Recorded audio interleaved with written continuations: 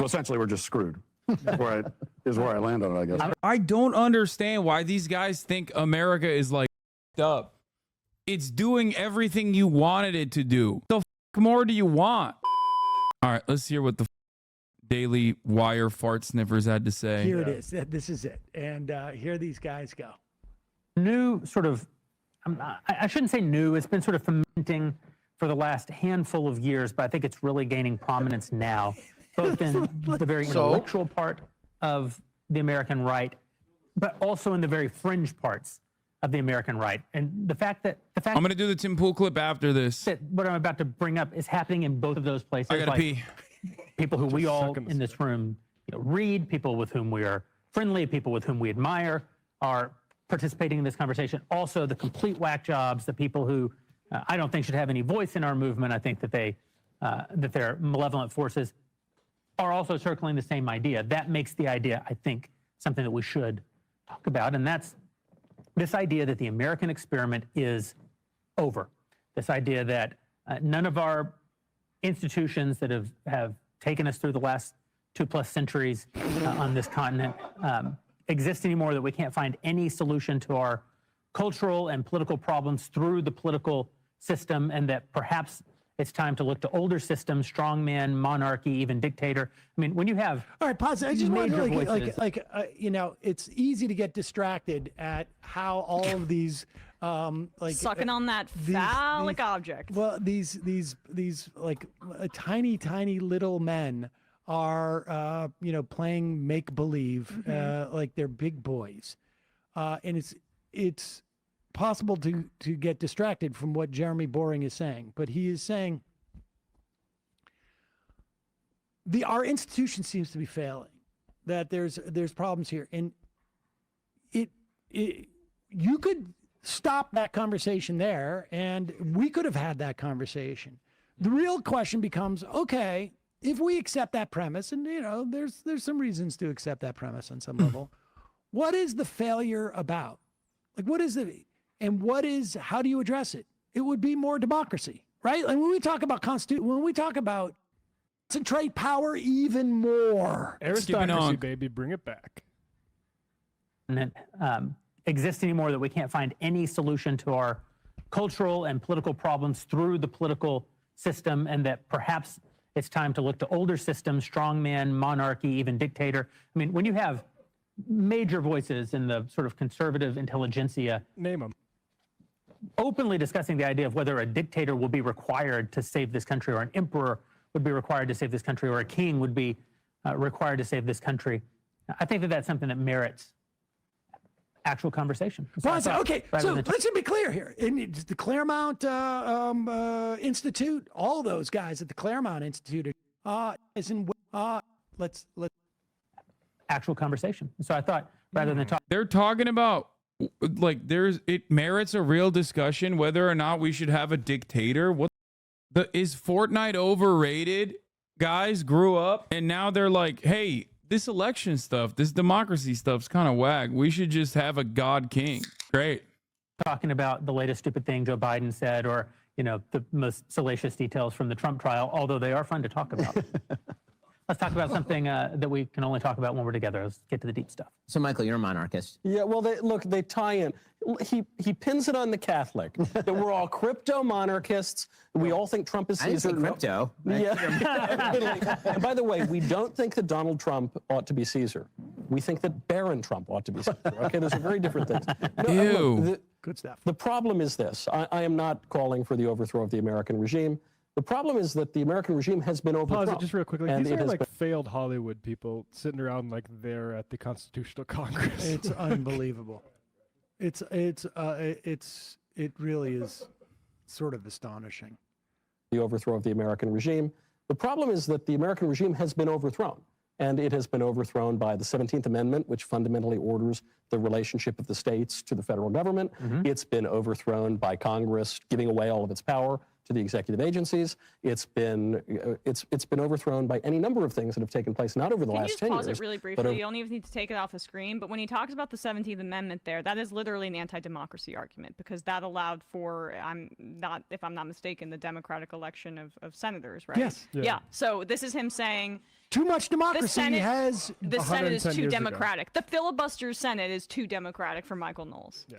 Show this to your armed, friendly, libertarian neighbor. Brother, what are you talking about? If they're armed and libertarian, they probably agree with Michael Knowles. You think libertarians don't become monarchists like that? What are we talking about? over the past 150 and 200 years. And even that is not necessarily to be lamented. It just happens. You can't rewind the I like that they start off the conversation by talking about like a bunch of freaks in right-wing discourse that, muddy the waters and like ruin the cause or whatever. And they're literally the freaks. Like they themselves are like, oh, those other guys like, ew, gross, QAnon. It's like, bro, you're sitting in the room with a bunch of people that are not even one step removed from QAnon, and you are barely one step removed from QAnon. What do you mean? the tape. You can't go back in time. But the argument to look towards certain classical thinkers, notably Polybius, is that there are different kinds of government. Our founding fathers and framers wrote about this a lot, and I think they were channeling Aristotle and Polybius. Polybius's idea of the cycle of regimes is that you got three acceptable forms of regime, and then you've got their kind of evil twins. So you've got monarchy, which can be good. Monarchy, when it's good, is governing for the common good. When it goes bad, it's a tyranny, and it's just like a dictator for his own self-aggrandizement. Aristocracy can be good. There have been good aristocracies. Aristocracy means good, or governing for the good. The bad version of that is oligarchy. We see those all around the world. Democracy can be Not in America, though. good. A republic can be a really good thing, but it turns into mob rule when it goes bad, and you ignore the common good. No, that's just what it is. Democracy is mob rule. It's just a negative way to say democracy bad. This is straight up idealism analysis. Yes, this man, in many respects, is a perfect liberal, okay? Because the perfect liberal is an idealist, and the perfect liberal, as long as you are protecting some kind of private property rights or whatever, is going to inevitably say only a king can protect private property better than anyone else can. It's pure idealism, zero materialism, pure idealism. He maxed it out. It's like, what if we had kings, but they were good? Do you mean what if we had kings but they were good? What are you saying right now? Also, considering that they're capitalists, the current system isn't bad for them. They like the current system. It's just that there's too many chirpers. Like even their anger towards the current structures that we exist under is simply because there's people telling them that they're wrong and lame. And in the case of Michael Knowles, possibly gay. That's it. That's the only thing. Like they just want to eliminate that aspect of it too. Like what's wrong about the way that society's designed right now? That like sometimes you got to get vaccinated when you don't want to. That's it. Like good, and you govern for yourself. And our framers and founding fathers wrote about that ad nauseum. No, but pause it. But what they wrote about also was the fact that the monarchy was something where you couldn't have actual representation of the people. He's avoiding that entire premise that the founders were explicitly anti-monarchy. Maybe like if you were to poll Americans and ask what the founding fathers' opinions on politics were, just the number. I agree with MR's takes, except the lesser two evils vote over voting your conscience. Do you think you could talk to Uncle Sam about this? No, because I don't care. Like, I don't care to change his perspective on it at all. I don't care to change anyone's perspective on that front at all. One thing people would say would be they didn't want to have a king anymore. Especially the regular people. Like Thomas Paine was more popular with everyday people than most of the founding fathers were because he spoke to them with like common sense and that sort of stuff. But here's the bottom line. They are anti-democratic. I mean, this is just the bottom line. They are anti-democratic. They are basically. Some of the founding fathers did want kings, though. Oh, okay. Well, let's have a dogmatic belief system where American capitalism is the religion and the founding fathers are our original prophets. Then, like so many Americans, especially Reddit atheist Americans, think that they have like escaped dogmatic thinking, only to restructure the entire energy and direct it towards American capitalism as the Constitution being its Bible and the founding fathers being the unshakable prophets. Okay, so what? They also had slaves, man. I don't think that they had slaves. George Washington had literally teeth from slaves that he put in his mouth. Like, that's pretty up, I think. I don't look to all of those guys to be like, well, they had a lot of things, figured out. Saying that, look, sometimes this form of government, sometimes that form of government works, sometimes this form of government works better. And of course, what better means right. is a function of like where you stand. To be honest, Washington publicly denounced the slave trade. He just, in parentheses, he just participated in it. Yeah, he was also a rule breaker. He would literally send his slaves over to other states every 6 months so that he could maintain his slaves, like so he could keep them.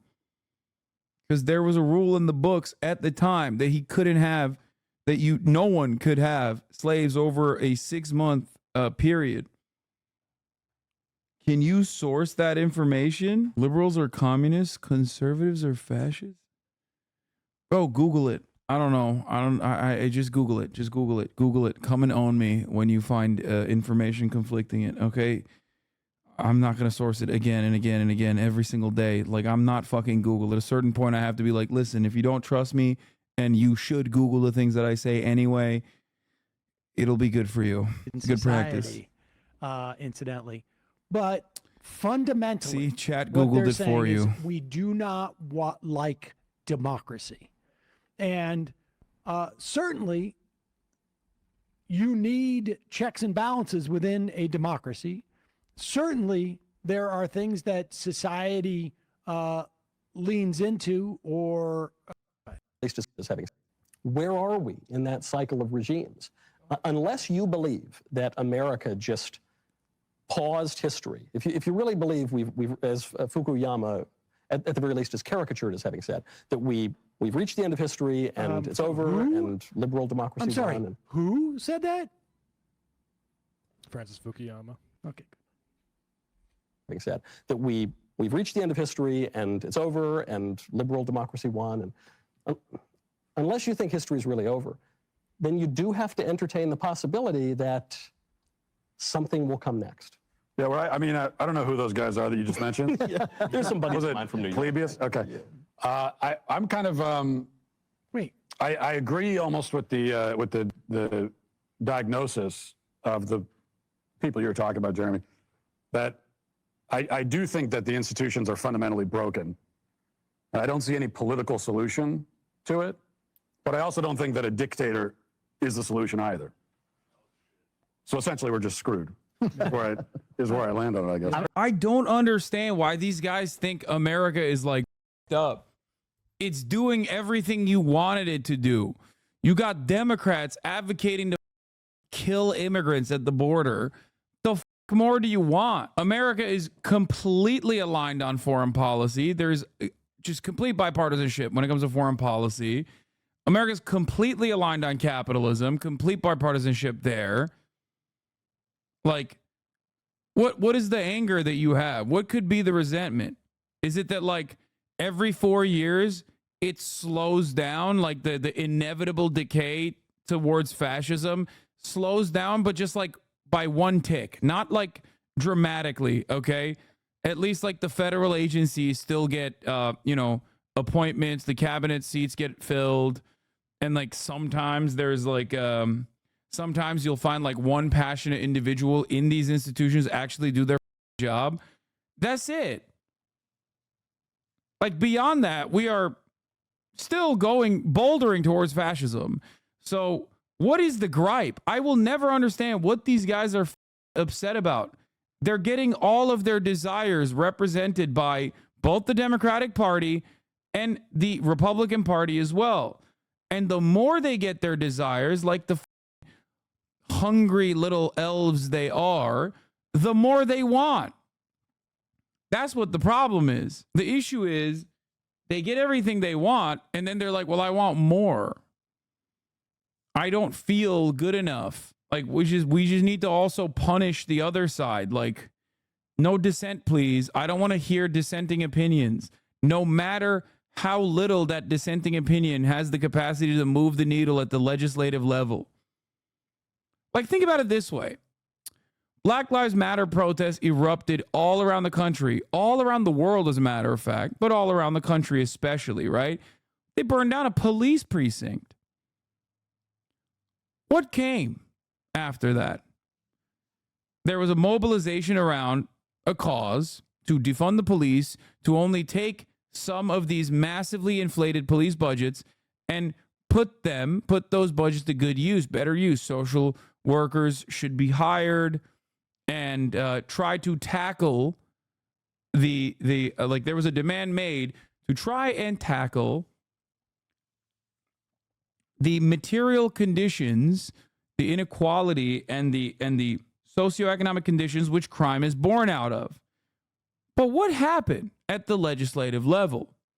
Democrats put the kente cloth on aesthetically, took a symbolic knee, threw up the fist, paraded the NAACP adjacent Congressional Black Caucus, civil rights heroes and whatnot, to be like, see, look at they did the Democratic version of look at my African American over there.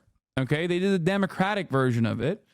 And then they spent every fucking waking moment literally shitting on the very same people that were like, dude, what the fuck are you doing? Stop killing us. And also, please, for the love of Christ, take some of the goddamn budgets that are massive and put it back to like social safety nets. But the Democrats had more smoke for those people making honest and righteous demands than the Republican Party. Democratic Party put its own counter proposal together called 8 Can't Wait that was supposed to come across as aesthetically conciliatory to the demands being made. And then they couldn't even get that passed. All the while, police budgets kept growing and growing. But you would never understand that if you watched local media and listened to fucking dumbasses that just lied about how police was defunded across the board, okay?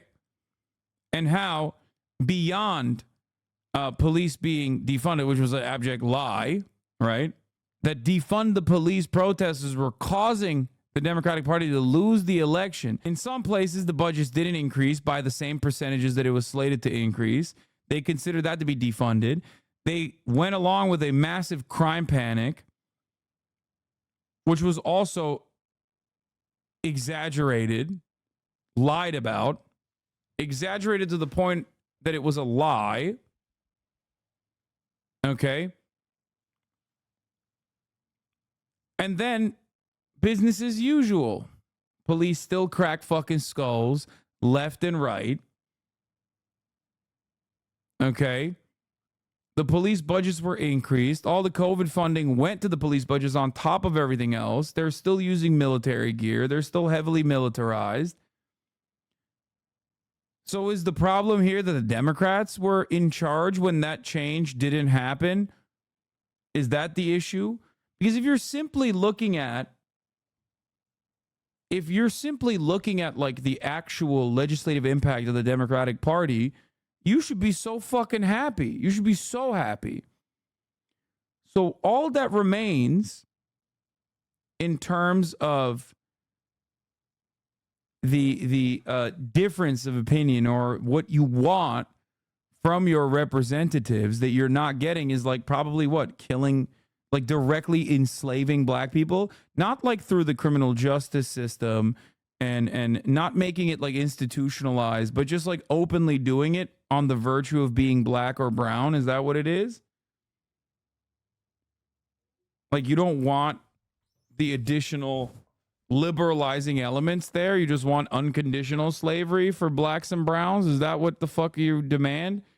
No gay people in public, I guess.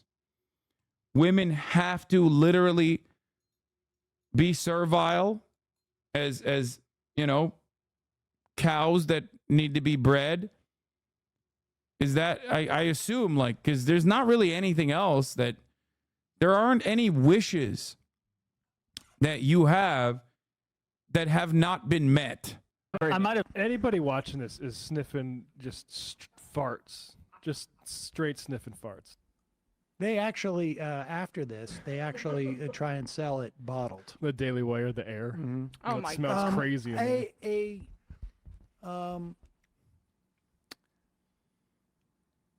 I got an email from somebody who was at who.